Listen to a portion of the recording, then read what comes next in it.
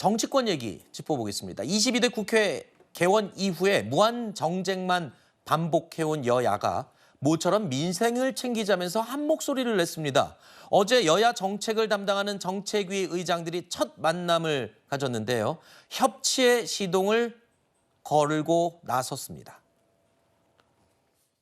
정례적인 회동이 필요할 거라는 데는 공감대를 인식을 같이 해주셨고, 민주당 당론 발의 법안 중에도 충분히 우리 당과 상의해서 합의 처리 가능한 법안들이 있었어요. 민생 법안 처리를 우선적으로 또 합의 처리할 수 있도록 하겠다는 말씀. 양당의 이견이 크지 않은 법안들이 많이 있는 것 같다. 그래서 정책위원회의 실무 검토를 먼저 하고 이견이 없이 처리될 수 있는 사안이 있다면 양당 정책위장이 또 만나서 그 부분에 대해서 합의해보자 하는 얘기를 했습니다. 국회 프로세스가 신속하게 진행될 수 있도록 그렇게 추진하겠습니다. 22대 국회가 개원한 지 2달이 넘었습니다. 민생 법안 하나도 합의하지 못한 상황이죠. 싸늘한 민심의 압박 속에 양당 정책위 의장이 만났습니다. 아까 제가 협치의 시동을 하고 잠시 머뭇했던 이유가 바로 이겁니다. 시동이 걸린 게 맞습니까? 이게 좀 협의점을 찾았습니까? 찾을 수 있을까요?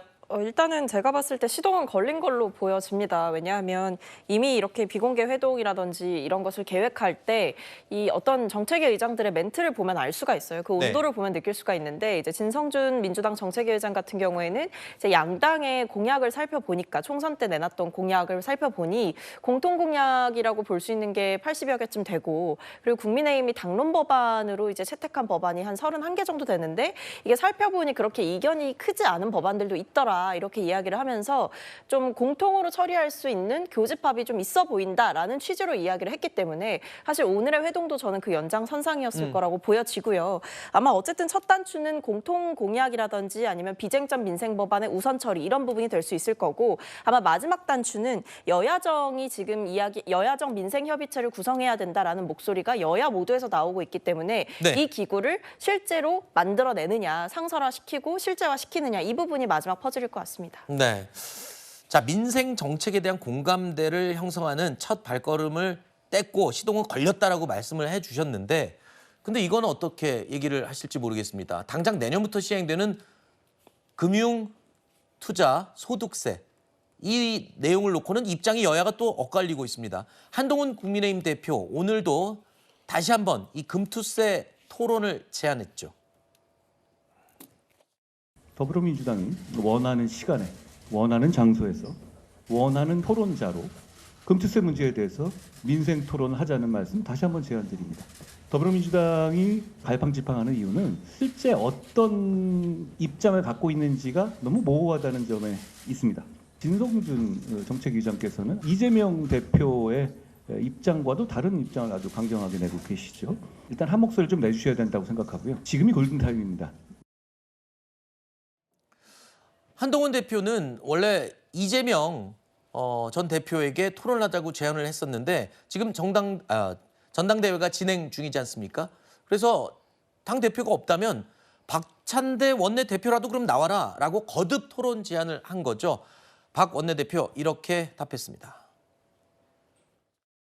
금투세와 관련한 다양한 목소리가 우리 민주당 내에 있습니다. 결국은 이 부분과 관련해서 우리 원내대표부가 입장을 모아서 정리해서 발표할 때가 곧 있을 것이다, 이렇게 말씀을 드리고요. 여러 가지 목소리를 경청해서 적절한 시점에 토론회를 하는 게 좋겠다. 한동훈 대표가 생각하고 있는 금투세와 관련된 토론회는 적절한 시점에 이루어질 수 있겠다 생각이 됩니다. 주식시장이 폭락하니까 금투세로 돌리는 것은 전형적인 한동훈 대표의 남 탓하는 습관이 반영된 것이 아닌가, 전형적인 동훈서답이다, 이렇게 생각됩니다. 박찬대 원내대표는요, 토론은 적절한 시점에 이루어질 거다. 그러니까 당장 하겠다는 말은 아닌 걸로 해석이 됩니다. 일단 이 금투세와 관련해서는 진성준 의원을 일부 이 지지자들이 항의를 하기도 했어요. 지금 주식이나 뭐 금융 투자를 통해서 5천만 원 이상 수익이 나면 20%에서 25%의 세금을 떼는 거, 이걸 당장 내년에 시행이 되는데 젊은 사람들의 반발이 많다. 이게 민주당 내부에서도 지금 이견이 엇갈리고 있는 상황이잖아요. 맞습니다. 1,400만 우리 주식 투자자들께서 굉장히 불안해하고 계시죠. 민주당이 빨리 정확하게 입장을 정리를 하고 입장을 통일을 해서 이 1,400만 투자자, 나아가서 시장 전체에 불안감을 없애고 불확실성을 해소해줄 책무가 있습니다. 그런데 박찬대 원내대표가 저렇게 자꾸 토론을 피하고 여당은 금투세 얘기밖에 할 말이 없냐, 저렇게 하는 것은 참 유감스럽죠. 네. 지금 한동훈 대표는 반복해서 뭐라고 얘기합니까? 격식보다 민생이 중요하다라고 얘기를 합니다. 전통적인 여의도 문법대로 하면은 한동훈 대표는 이재명 전 대표가 다시 대표로 당선이 되면 이재명 대표와 토론을 하는 게 맞는데, 박찬대 원내대표, 즉 대표 직무대행과 토론해도 무방하다라고 하면서 언제 어디서든 누구와도 하겠다 이렇게 얘기를 합니다. 그런데 네. 민주당이 지금 토론을 피하고 있거든요. 네. 내부의 입장이 통일되지 않아서 곤혹스러운 것은 알겠는데 네. 이렇게 우리 주식시장에 아주 크나큰 영향을 미치는 그런 쟁점에 대해서 입장 하나 통일을 못하는 것은 원내 다수당으로서 대단히 무책임한 태도가 아닌가 하는 생각이 듭니다. 정당 입장에서 유권자, 민심을 거스르는 걸 가장 금기시하고 있잖아요. 안 그래도 지금 주식시장 엉망인데 여기다가 주식으로 수익 낸 사람 세금 걷어가겠다라는 법을 당장 시행하겠다고 하니 이거는 지금 혼란스러울 거예요. 이걸 해야 되나 말아야 되나. 어떻게 정리가 될까요, 좀?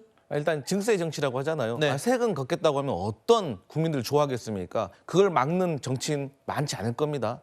근데 저는 이 말씀을 먼저 한동훈 대표한테 드리고 싶습니다. 한동훈 대표 전당대회 과정 중에서 3자 추천 특검 하겠다라고 했잖아요.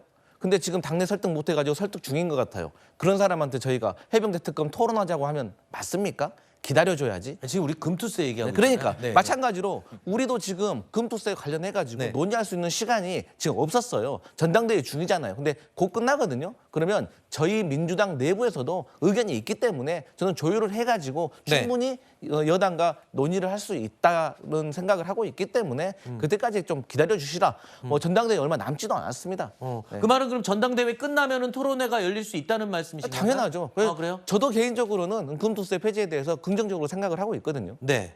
당내는 어때요? 많이 당내도- 갈려요?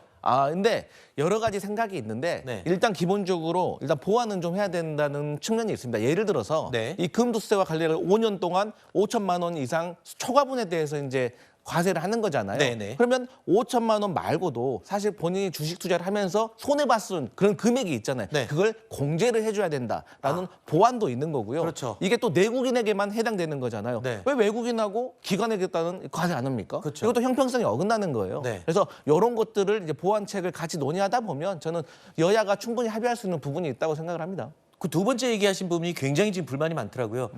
아니 주식 투자로 딴 돈에 대해서 세금을 물리는데 대상이 개미 투자자만 해당되거든요. 기관이나 외국인은 빠져 있고요. 이런 부분들이 좀 보완이 돼야 하는 게 아니냐라고 말씀을 해주셨는데 민주당 전당대회 끝나고 토론회 가능할 거라고 말씀하셨으니까 한번 기대해 보겠습니다.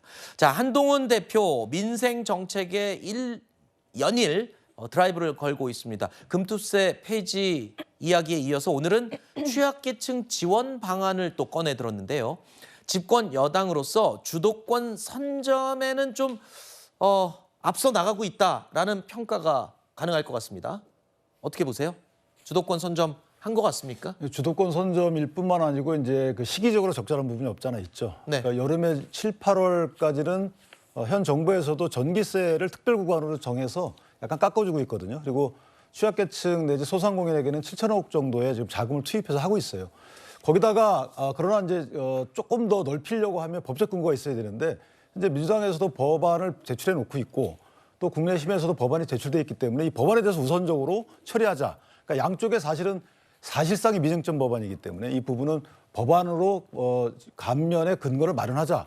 그러니까 어떻게 보면 조금만 움직이면 가능한 것들, 정치적 공세가 없는 민생 법안들에 대해서 선제적으로 그때에 맞춰서 본인들이 그 제안을 하고 있다. 그런 측면에서 보면 아직까지는 정치적 공세가 아닌 민생을 위한 입법 활동을 주문하고 있다. 이렇게 좀 해석이 됩니다. 네. 그런데 오늘 기사 보니까 이런 제목이 눈에 띄더군요. 한동훈 대표는 좌클릭, 그리고 이재명 대표는 우클릭. 뭐 이런 식의 얘기가 나와요. 그게 뭐를 두고 얘기하는 거냐면 한동훈 대표는 오히려 상대당에서 준비하는 25만 원 지원이나 뭐 이런 부분에 대해서 대안을 제시하거나 이것도 우리 한번 좀 고려해봐야 되지 않아요?라는 의견을 내고 있고, 오히려 또 민주당 측에서는 여당이 추진할 것 같은 금투세 폐지 얘기를 하고 있고, 그래서 약간 좀 입장이 좀 헷갈린다 이런 평가도 있던데 박채원은 어떻게 보세요? 그러니까 이게 아무래도 두 분 다 미래 권력이기 때문에 그런 것 같습니다. 그러니까 그래요? 뭐 현재 권력이기도 하지만 또 한편으로 생각해보면 제가 미래 권력을 언급하는 이유는 두 분 다 대선 생각을 하시기 때문일 거예요. 그러니까 왜냐하면 결국 대선으로 간다라고 하는 것은 어떤 그 중도층의 민심을 잡아야 되고, 이번 총선에서 보여줬던 그런 접전지 이런 곳의 민심을 잡아야 되는데, 뭐 민주당 같은 경우에는 강남 3구라던가 아니면 한강벨트 이런 곳이 될 수 있겠지요. 그리고 아니면 이제 한동훈 대표 같은 경우에는 뭐 호남이라던가 아니면 정말 수도권에서 사실 국민의힘이 의석을 많이 못 얻었기 때문에 수도권 전반에 그런 중도층이나 아니면 어느 정도 민주당을 지지하는 성향 또는 국민의힘을 지지하지 못한 사람들의 마음을 끌어와야 되는 이슈가 있다 보니까 이게 서로 이 니즈에 맞춰서 좀 움직이고 있다. 굉장히 전략적인 움직임이다. 이렇게 생각합니다. 자, 그리고 이 꽁꽁 얼어버린 여야 관계, 정치권은 지금 한 채 틈도 없이 움직일 이 모양이 없는, 보이지가 않고 있죠.